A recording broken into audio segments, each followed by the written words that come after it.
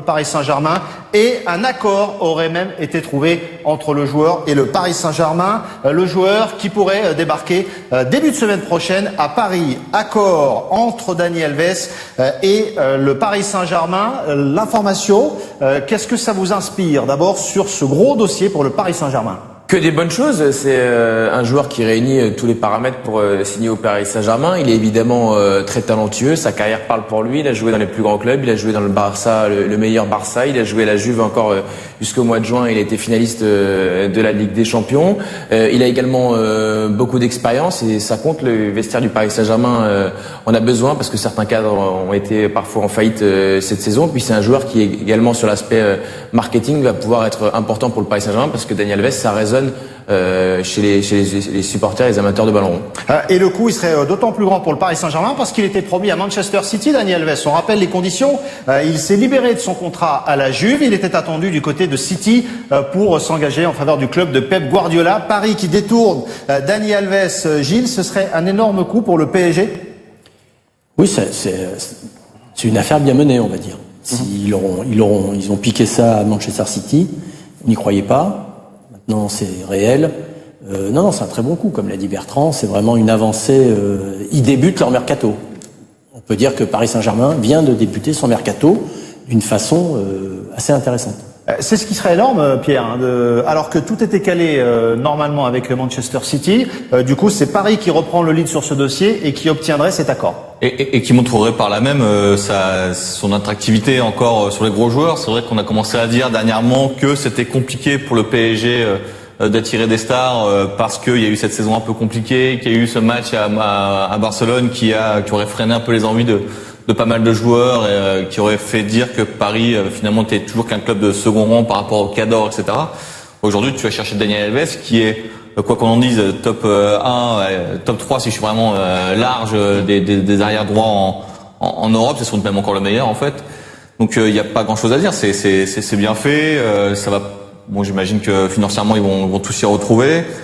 Tu disais dans le critère, il y a aussi le côté où les Brésiliens, donc ça fait aussi une belle histoire. Les Brésiliens à Paris, on sait que c'est toujours un truc qui nous passionne, nous les médias pour diverses raisons. Donc non, il y a tout pour que ça marche bien. Ensuite, je crois que c'est Gilles qui l'avait évoqué ça pose des questions un peu sportivement, notamment pour Meunier par exemple. Oui, pour Aurier. Et pour Aurier. Ça veut dire que Serge Aurier qu'on évoquait sur le départ, on parle de la Juve, de l'Inter qui s'intéresse à lui, Manchester également, ça accréditerait le départ effectivement de Serge Aurier. Et puis pour ce qui est de Meunier, c'est pas ça avait été une bonne surprise, mais c'est pas un joueur qui avait été acheté très cher. Ce que représente Dani Alves, c'est vrai, pour le palmarès, pour vous dire à quel point ce serait un énorme coup, évidemment, une star qui débarquerait à Paris avec 2 Ligues des Champions, notamment à son palmarès. Oui, Bertrand. C'est colossal. Le petit bémol que j'apporterais, on le voit, c'est son âge, il a 34 ans, le Paris Saint-Germain recrute Dani Alves. On n'a pas vu son âge avec la Juve cette année. Hein. On est d'accord, le Paris Saint-Germain ne recrute pas Dani Alves en pleine force de l'âge. Il faut être tout à fait honnête et le mettre aussi en avant. Ça compte. C'est pas Dani Alves qui arrive au Paris Saint-Germain à 27 ans, mais c'est un super joueur, il n'y a aucun souci. Il a été très très bon à la Juve dans un système aussi qui lui était favorable, souvent dans un 3-5-2 ou 3-4-3, c'est comme on veut du côté de la Juve, qui le libérait un peu de ses tâches défensives qui sont pas sa qualité première. Il est avant tout connu pour être un contre-attaquant et un très très bon joueur avec une qualité de centre remarquable. Vous continuez à réagir sur le hashtag l'équipe Mercato, cette info qui fait donc réagir, selon nos informations, Dani Alves qui aurait donc trouvé cet accord avec le Paris Saint-Germain, ou plutôt le Paris Saint-Germain qui aurait trouvé un accord avec Dani Alves. C'est dans ce sens-là que ça se passe. Il pourrait débarquer la semaine prochaine du côté de Paris. Gilles, la portée symbolique de ce recrutement pour le Paris Saint-Germain, à un moment où on pouvait se poser des questions sur leur mercato, ça aussi ça compte, hein, le signal envoyé. Le signal est fort, le signal est réel et le signal est compétent. Et ils amènent en termes sportifs une plus-value, en termes de notoriété une plus-value. Et en termes de notoriété, une plus-value. Non, ils n'ont pas raté leur coup. Et ils rentrent de nouveau dans le cercle très fermé des clubs qui attirent des stars, voire même des méga stars. Ouais, alors après, Bertrand a raison de mettre le doigt sur l'âge parce que quand même, ça reste quand même un joueur âgé et c'est vrai qu'on a l'impression que Paris a du mal mais pour quand même, chercher des joueurs. Pierre, un joueur âgé certes, mais qui quitte la Juventus. Et qui devait aller à Manchester City, ce qui est pas rien, pour retrouver Pep Guardiola qui voulait retravailler avec lui. Non, bien sûr. Après, je dis juste que c'est pas non plus la grosse star, que t'as envie d'avoir aujourd'hui. C'est pas lui qui va te faire amener du monde, etc. En revanche, tu montres que t'es pas complètement largué sur le mercato. Tout le monde disait que c'était un peu immobile, etc. Là aujourd'hui, tu fais un coup intéressant où tu doubles un gros club.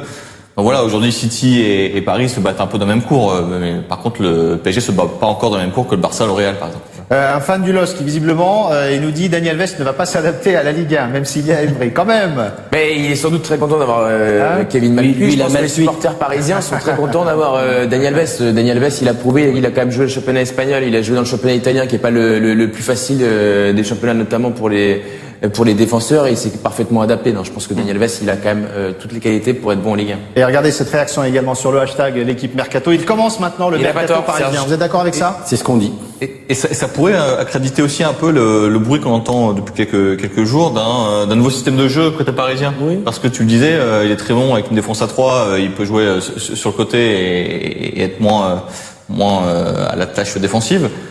Peut-être qu'il se passe des choses aussi du côté d'Emery, qui a de nouvelles envies et besoin de certains profils de joueurs, et Daniel Alves pourrait en faire partie. Avec l'arrivée de Daniel Alves, Meunier en grand danger, point d'interrogation. Gilles. De toute façon, tous les postes sont doublés, donc tout le monde est en danger. Et pas tous. Aurier, pas tous. Le 9, non, il est tout seul, mais Aurier fera quand même une vingtaine de matchs. Il a effectivement 34, il va sur 35. Ils vont un petit peu le conserver, mais voilà, il y a rien à dire. Meunier fera partie intégralement du schéma d'Emery. Je suis pas inquiet là-dessus. Ce qui est un peu, si on se met un peu dans la tête de Meunier, il doit quand même se dire que les gros matchs, a priori, Ouais. voilà, les gros matchs. En même temps, c'est un vu un peu logique, le Barça, faire le beau et des grands fonds sur Iniesta, machin, à 4-0.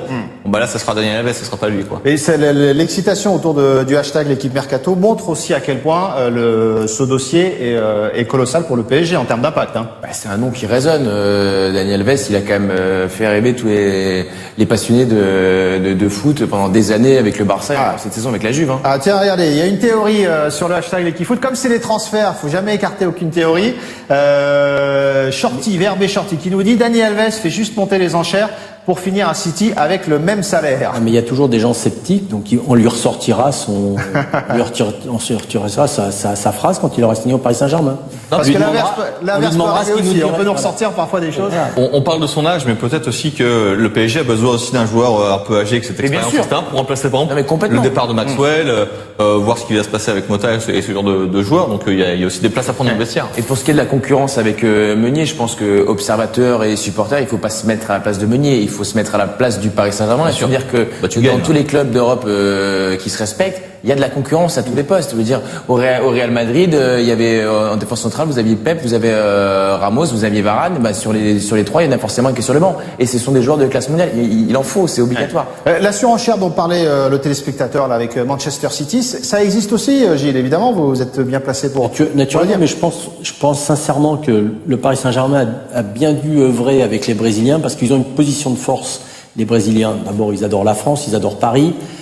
Dans le staff, il y a Maxwell qui est un type éminemment respecté au Brésil. Donc quand ils vous appellent, c'est pas pour vous dire qu'ils vont cueillir des petits pois, c'est pour jouer au football. Et je pense que son apport a été très influent sur ce genre de joueur. Voilà. Pour relancer le dossier. Il a joué avec lui en plus à Barcelone, ils se connaissent très bien. Pour que ça aille aussi vite, ça a dû aider. Voilà. Aurier sur le départ, on en parlait, sur le hashtag l'équipe foot, on est tous d'accord? Tout à fait. Ça ressemble à une fin d'histoire qui se termine mal malheureusement, mais il est quasiment parti depuis. Pas pour lui bien, hein, s'il signe à la Juve, à l'Inter ou à Manchester, ça se finit pas trop mal. Hein. Le passage d'Aurier, qu'on le veuille ou non, aura été quand même terni par beaucoup d'affaires extrasportives et on peut le regretter parce que c'est un joueur qui a un potentiel énorme, qu'il l'avait montré, mais pas suffisamment. Et Aurier, à 100% de ses moyens, notamment mentalement, il est au-dessus de Meunier et il va sortir par la petite porte quand même s'il va parfaitement rebondir. Alex, Marseille, donc supporter marseillais, j'imagine. Il y en a quoi qui est peut-être à Marseille des supporters parisiens. L'équipe Mercato, n'oubliez pas l'épisode Pépé.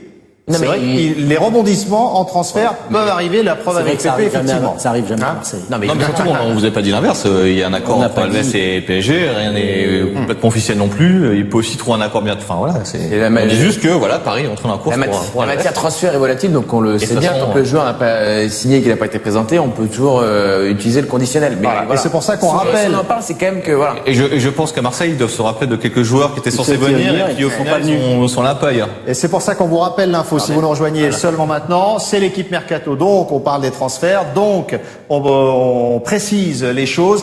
Un accord donc entre Dani Alves et le Paris Saint-Germain, le joueur qui était attendu du côté de Manchester City, mais l'accord trouvé avec Dani Alves et le Paris Saint-Germain, et il serait attendu début de semaine prochaine à Paris pour finaliser le transfert.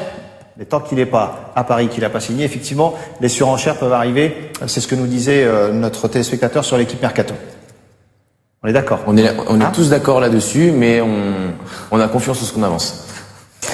Il y a un dernier mot là-dessus, Gilles, sur ce que ça peut entraîner pour le Paris Saint-Germain, cet effet boule de neige, revenir dans un cercle positif et vertueux sur le marché des transferts avec une telle annonce. Non, mais si elle je pense pas que l'avenue de Dani Alves va conditionner d'autres venues. Je pense que Coutinho c'est peut pas un venir. message quand même mais très très fort que vous envoyez. Quand on est un joueur, qu'on hésite un petit peu, qu'on voit que Dani Alves signe, est-ce que ça vous donne pas envie d'y aller? C'est un signal fort dans la mesure où lui a dit qu'il partait de la Juve, qu'il devait aller à Manchester City.